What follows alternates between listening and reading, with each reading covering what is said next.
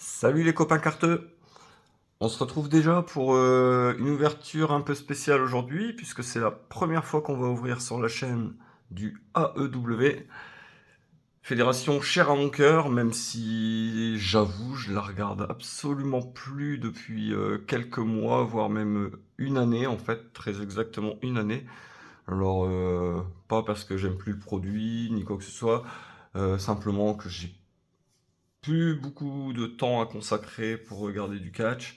Et étant donné que la WWE nous propose un bien meilleur produit depuis quelques temps, que pas que AEW, enfin pas en comparaison avec AEW, en comparaison avec ce qu'ils nous proposaient avant, c'est vrai que le peu de temps que j'ai à consacrer au catch, je le consacre au PPV de la WWE.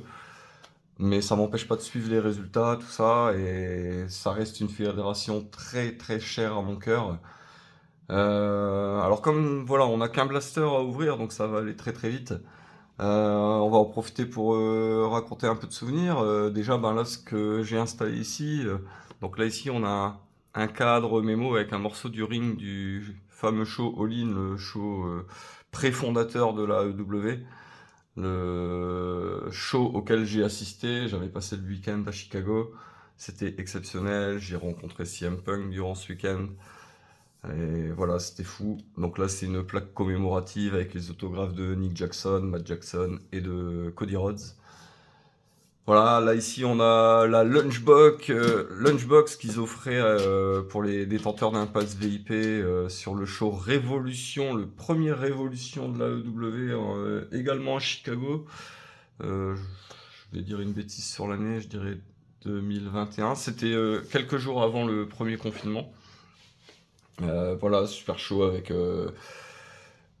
Moxley qui prenait le titre à Jericho, le fameux tag match, incroyable tag match, si vous ne l'avez jamais vu, sautez dessus, c'est un des meilleurs de tous les temps, entre Omega et Hangman Page contre les Young Bucks.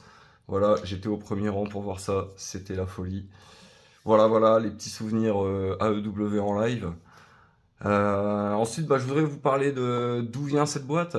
Il y a un gros mois de cela, il y a quelqu'un qui m'a contacté, quelqu'un que j'allais souvent voir dans les shows de catch en France et en Belgique, et qui a disparu de par chez nous car il est parti vivre aux États-Unis.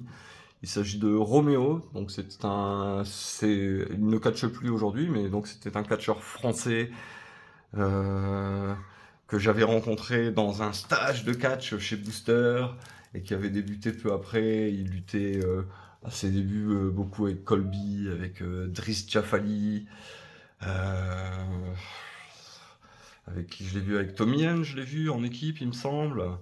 Voilà, après dans sa carrière, bon, il a affronté pas mal de gens, hein. Il catchait, donc en France, il catchait à la ICWA, FFCP, N-Catch. Après, donc par la suite, il est parti aux États-Unis du côté d'Atlanta, donc je sais qu'il a pas mal catché dans cette région. Voilà, en adversaire notable, il a affronté Asuka, voilà, anciennement Kana. Je pense, si mes souvenirs sont bons, oui, non, c'est même sûr, c'était sur un show à la Japan Expo, un show ICWA. Jimmy Rave, avec qui il a eu plusieurs matchs, Jim Duggan, et son tout dernier match, si j'ai bien compris tout ce que j'ai lu, c'était en équipe avec Buff Bagwell. Voilà. Donc c'était un super gars, sa gimmick, c'était l'ex-petit ami de Paris Hilton, et voilà, il faisait des promos de ouf, il était super drôle.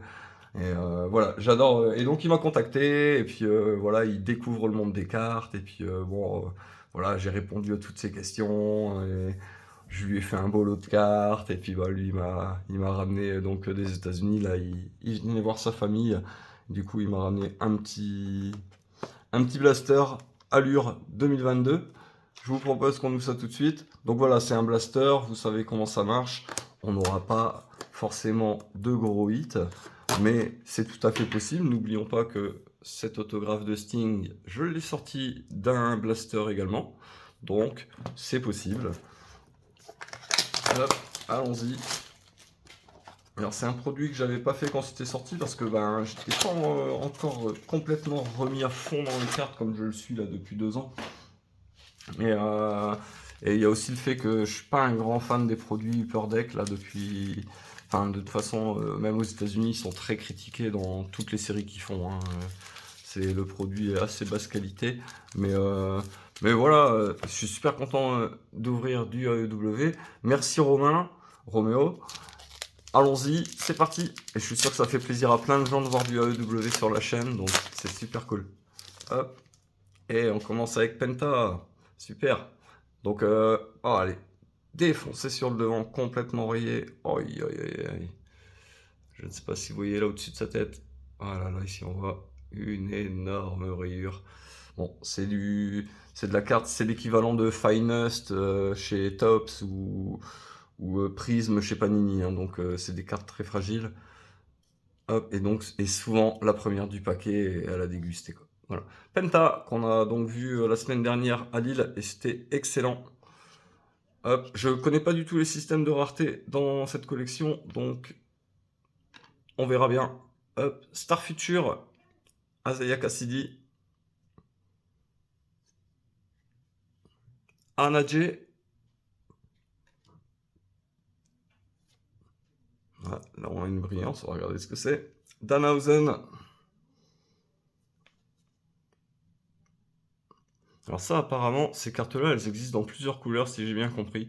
Voilà, et là c'est la Black. Black Rainbow, c'est écrit en bas. Je découvre en même temps que vous. Danhausen. Color Flow. Ouais, sur la boîte, il y a quelque chose d'indiqué par rapport à Color Flow. Qu'est-ce que c'est? Qu'est-ce que c'est? Qu'est-ce qui est écrit? Ouais, il faut construire le Rainbow Flow de ton catcheur favori, quoi. Ok, donc bon, peut-être une petite rareté. Hop, mais rien d'extraordinaire. Stockley Hathaway et Jake Hager. Super mec, je l'ai rencontré une fois en pleine rue, et hyper sympathique, hyper impressionnant physiquement et très très très sympathique. Alors c'est de la belle carte quand même, hein, très épaisse, c'est aussi épais que du chrome. Belle qualité de carte. Hop, pour placer un blaster, il y a 5 packs de 6 cartes. Et on enchaîne avec Lance Archer, Matt Jackson. Ah, pareil, énorme rayure, pourtant c'est la deuxième. Star Future, Black également de Chris Statlander. Angelo Parker. Ce bon vieux Dustin. Et Ortiz.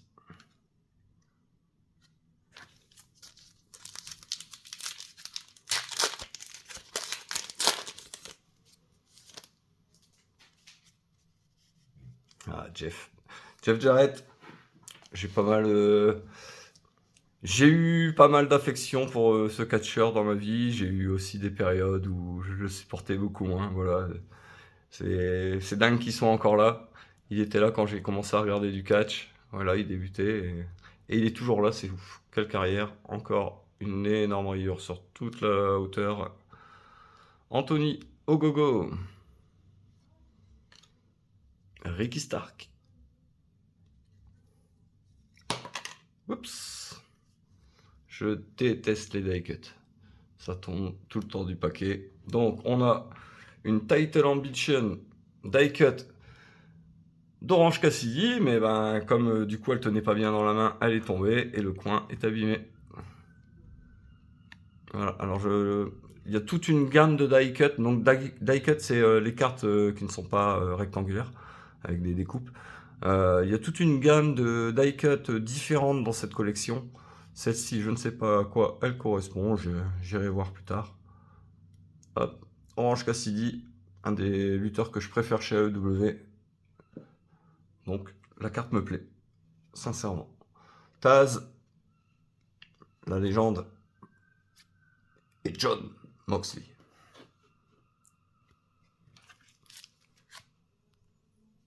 Pas de numérotation. Il y a un bel effet dessus là, hop, en surbrillance là, c'est vraiment joli. Ah, en fait, c'est un gros plan de la ceinture. très joli. Super belle carte.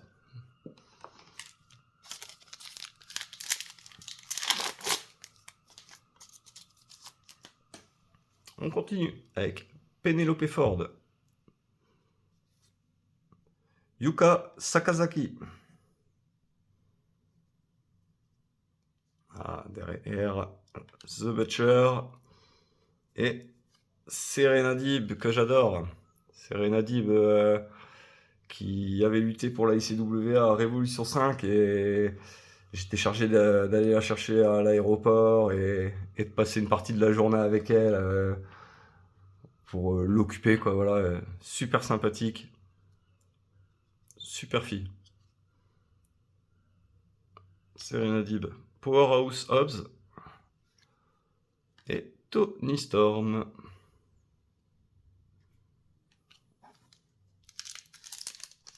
Dernier pack. Bon, on aimerait bien tomber au choix une CM Punk, une Jericho.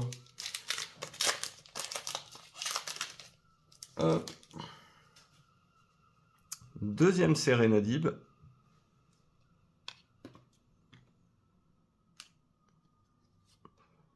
Jelitol.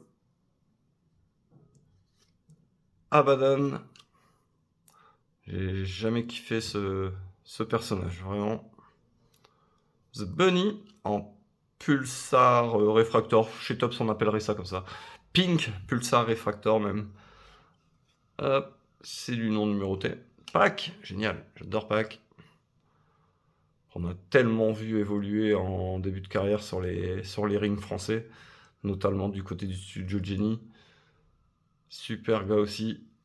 Et The Butcher.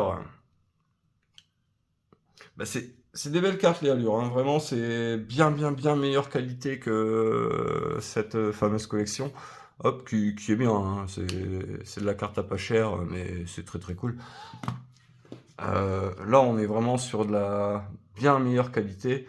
Comme je disais tout à l'heure, c'est équivalent à du Chrome Finest même pour le côté brillance, mais au niveau de la qualité de la carte en elle-même, l'épaisseur, tout ça, c'est clairement comme du Chrome. Donc très fragile, hein, on l'a vu, il y a pas mal de cartes abîmées à l'ouverture. Voilà. Je suis content d'avoir ouvert du AEW. J'espère que vous aussi. Et encore merci Romain. Merci à tous. Passez une bonne soirée et à très vite pour l'ouverture de la dernière Chronicle. À bientôt, merci.